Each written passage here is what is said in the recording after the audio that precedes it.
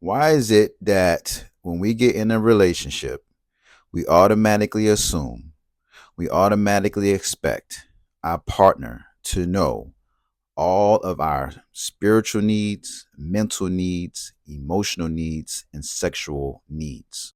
And when our partner doesn't acknowledge or support or satisfy our needs, as a result of that, we resort to emotional tactics. You know what I'm trying to say? Emotional games where we withdraw our emotions from our partner, where we become passive aggressive, where we don't share what's truly bothering us because we expect them to be able to read our minds and know what's going on with us on a 24-hour operation. This behavior stems from an inner child wound. If you grew up in a household where you constantly felt violated, where you constantly felt like your boundaries wasn't respected and they were broken, where you felt like your parents was very passive aggressive, they never truly expressed to you what it is that they needed you to do for them. What they'll do is they'll whoop your ass with a belt, or they do some type of physical abuse or mental abuse just to get their point across. Where you felt restricted, you might have felt like you had no freedom. This video is for you. All these experiences that we had when we were a child shows up in our adult relationships. So if you felt like you never was understood in terms of your needs, or you felt like you always had unmet needs, or let's say even in a sexual setting where you had certain fantasies, right? You had certain kinks, you had certain needs that you wanted your partner to fulfill, but you never expressed them because, for one, you might have felt like it would have been unsafe to express that part of you because you felt like it was too vulnerable. Or for two, you expected them to know how to please you. Okay. We do this unconsciously. I even done it and still do it sometimes. Uncommunicated expectations are pre planned resentment. So I'm gonna share a brief story with you guys so you guys can even get more of an understanding of what I'm talking about.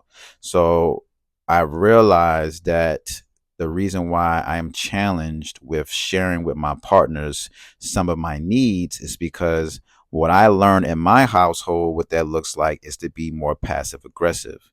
So I automatically assume that my partner should know what it is that I have problems with or something that I need support with. And so what that looks like, right? Let's do like a cause and effect scenario. Is when I was a child, I used to witness, right, my parents express their needs through passive aggression.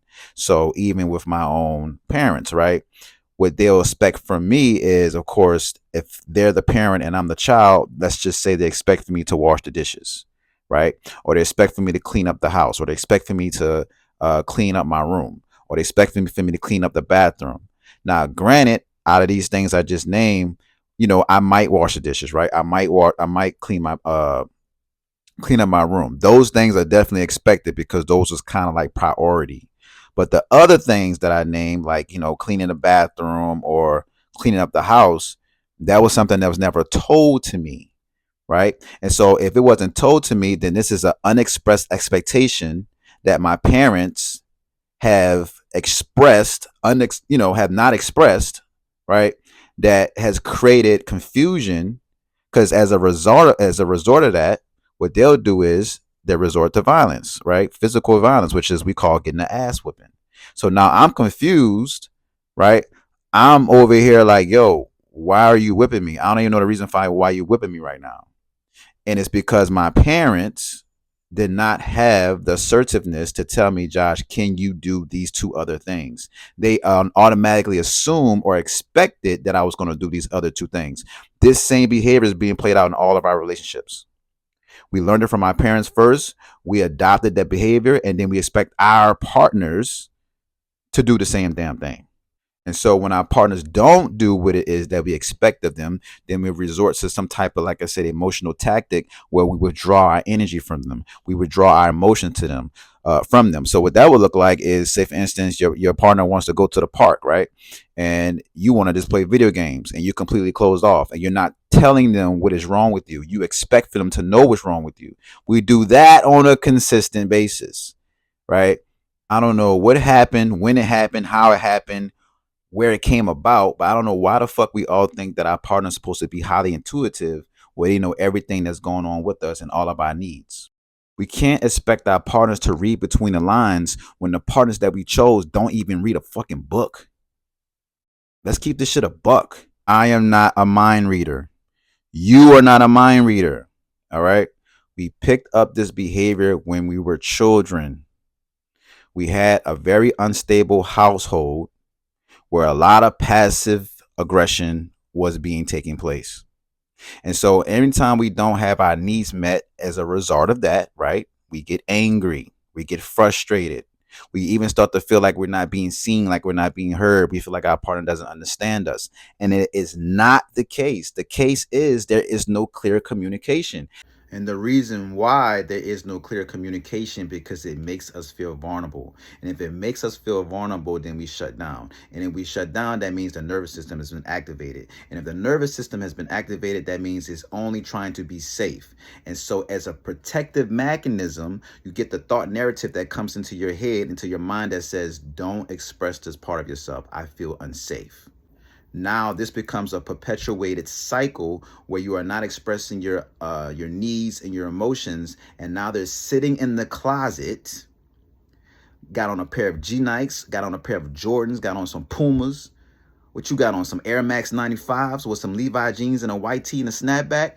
All of your unexpressed emotions and needs are sitting somewhere stagnant, just building up, building up, building up. And over a period of time, once you get so frustrating, once the boiling temperature has reached its limit, you express it through anger. Extreme amount of anger. You're like the Red Hawk. Because now you feel like this person has disrespected you so much that you got to say, fuck it. I'm about to tell this person how I feel. I say, don't wait, right? Start to become aware. Don't wait till it gets to that point because you can sabotage the relationship. This can get to a point where it becomes so highly confrontational to what both partners feel very disrespected to where they say, you know what, fuck it. I don't want to be with you anymore. So what is your solution? If you listen to this video and this video is resonating, okay, don't be like, I listened to this dude named Joshua Tree and he told me to express all my emotion to you, so you got to listen to what I got to say, because I didn't say that shit. What I am saying is you need to work on having uncomfortable conversations, and you need to work on your tonality, and you need to work on clarity and clear, concisive explanations on how you feel about your emotional unmet needs or sexual unmet needs or mental unmet needs. Whatever it is that you want your partner to satisfy or support you with, you need to say it in a very calm, assertive, direct way. The reason why I'm placing a lot of emphasis on this is because communication is based off of 3 elements: the words that you say, the tonality, which is the sound of the voice, and your body language. A lot of times, a lot of people get fucked up is because their tonality is at a 10. Your tonality need to be at a 1. The reason why your tonality is at a 10 is because it's laced with emotions.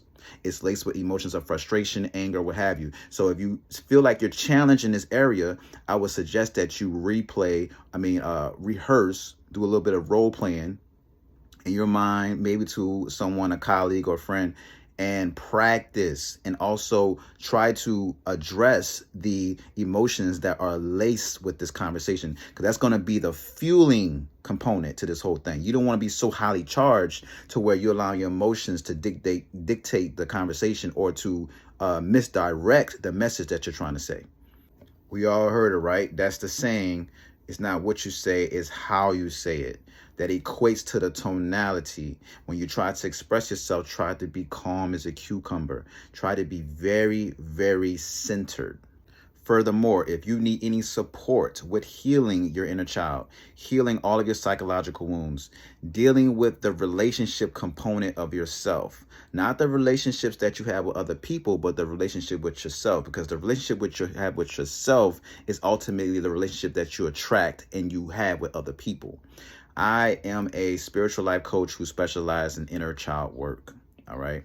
I'm currently taking clients as of right now. I highly suggest that you people get into this program because it's highly transformative and it is a kicker. All right. So I'm going to leave you guys with that. Check my website out. Check out my testimonials.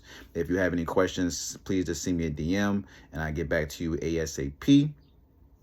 And let's end this video off with a few recaps. So if you're still on the fence, not sure if you have this particular childhood wound, here are some triggers that you can be mindful of, and this will let you know that this energy resides inside of you. Okay, so one of the triggers is you conceal your true feelings and your denial. So what example that looks like is, say for instance, your partner comes home and you are cleaning up the house and he can tell that you're in a certain mood. He asks, hey babe, what's going on? You all right? And you say, yeah, I'm good. But after that, you go in the back room and you start slamming all the doors, start slamming all the cabinets, or you go in the bathroom and you just start slamming the toilet seat lid. You trying to create all this attention, so then the partner comes back and say, babe, you all right? You seem like something's wrong. No, I'm good, everything all right, ain't nothing wrong with me. And you just keep denying what is really bothering you. That means you're triggered. Okay, so that's an indicator that you have this particular wound. Another trigger is you become emotionally withdrawn from your partner. So most people will utilize this as a tool to express how they're feeling without expressing how they're feeling. So what that looks like is, say for instance, like I said earlier, you may resort to something such as like playing video games. So you have withdrawn from your partner, you have withdrawn from the world, and you don't want to be bothered.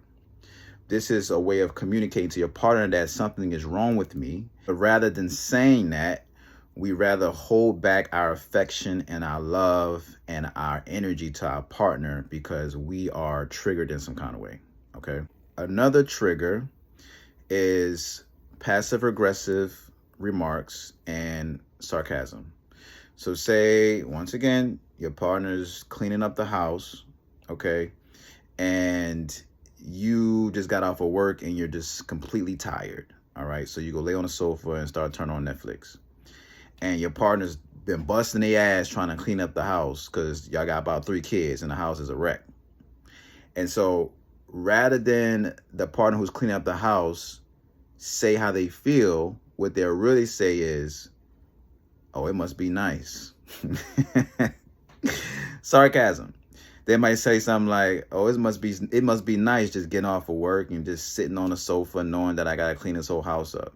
Like, you'll say something that's very sarcastic rather than saying, look, I need you to come help me clean up this motherfucking house. So if you're doing that, that is a trigger.